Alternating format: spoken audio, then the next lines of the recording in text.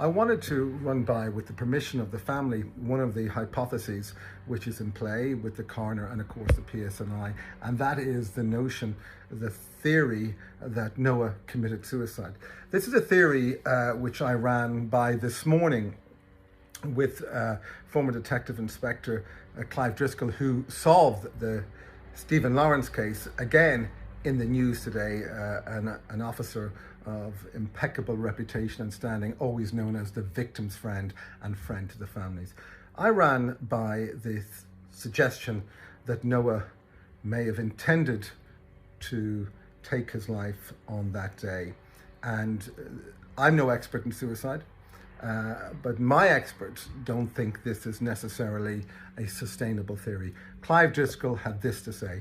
He said there were no internet searches conducted by Noah in relation to suicide.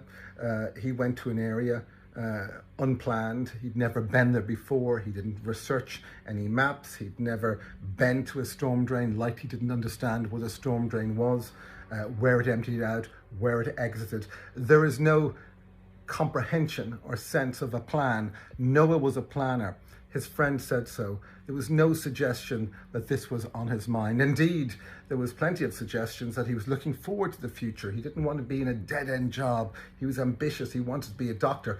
All this Clive Driscoll noted, and he says in his opinion, and he's investigated sadly many suicides, that there is no real merit to the suicide hypothesis. Cycling randomly across the city in Belfast, to what end? Well, whatever end, according to Clive Driscoll, one of our lead investigators, it certainly wasn't suicide.